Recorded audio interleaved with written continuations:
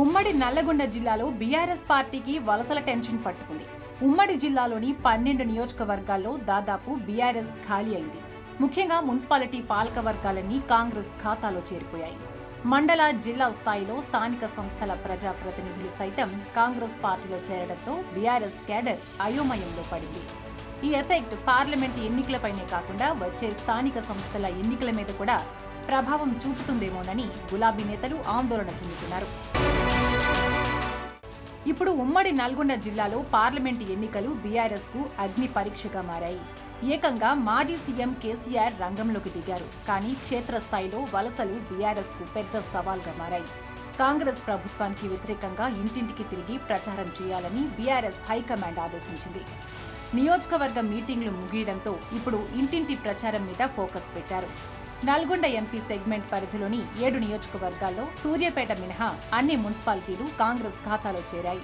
ఎంపీపీలు, జెడ్పీటీసీలు, మాజీ సర్పంచ్లతో పాటు బడా చోటా లీడర్లందరూ గంపగుత్తుగా కాంగ్రెస్ గూటికి చేరుతున్నారు. దీంతో బీఆర్ఎస్ కు ఎన్నికల ప్రచారానికి నేతలు కరువైన పరిస్థితి నెలకొంది. నల్గొండ, భువనగిరి బీజేపీ ఎంపీ అభ్యర్థులు సానంపూడి సైదిరెడ్డి, బోరా నరసయ్య గౌడ్ ఇద్దరు బీఆర్ఎస్ నుంచి బీజేపీలో చేరిన వారే. భువనగిరి పార్లమెంటు నియోజకవర్గంలో నకిరేకల్ మున్సిపాలిటీ మినహా బీఆర్ఎస్ ఖాళీ అయింది. మునుగోడు, భువనగిరి, ఆలేరు, తుంగతుర్తి నియోజకవర్గాల్లోని మున్సిపాలిటీలు అవిశ్వాస తీర్మానాలతో బీఆర్ఎస్ పాలక వర్గాలను గద్దెదించారు. ఆయా మండలాలు, గ్రామాల్లో బలమైన సామాజిక వర్గాల ముఖ్య నేతలు కాంగ్రెస్ పార్టీలో చేరడంతో బీఆర్ఎస్ తరపున ప్రచారం చేయడానికి నాయకులు కరువయ్యారు. దీంతో ఎన్నికల ప్రచారాన్ని ఎలా ముందుకు తీసుకెళ్లాలో బీఆర్ఎస్ కు అర్థం కావడం లేదు.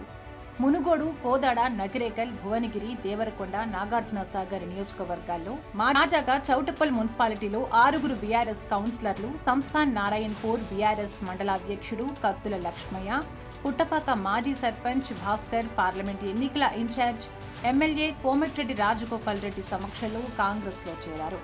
దీంతో మునుగోడు నియోజకవర్గాల్లో బీఆర్ఎస్ ఖాళీ అయింది.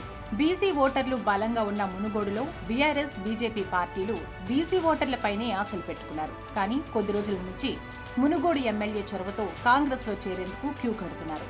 దీంతో బీఆర్ఎస్ కు గట్టి ఎదురుదెబ్బ తగిలింది. కాంగ్రెస్ భువనగిరి ఎంపీ అభ్యర్థి గెలుపును ప్రతిష్టాత్మకంగా తీసుకున్న కోమటిరెడ్డి రాజగోపాల్ రెడ్డి రోడ్ షోలు, ర్యాలీలు నిర్వహిస్తూ చేరికలపై ఫోకస్ పెట్టారు. చివరకు పార్టీలో ఎంతమంది ఉంటారో బీఆర్ఎస్ నాయకులకు అంతు చిక్కడం లేదు.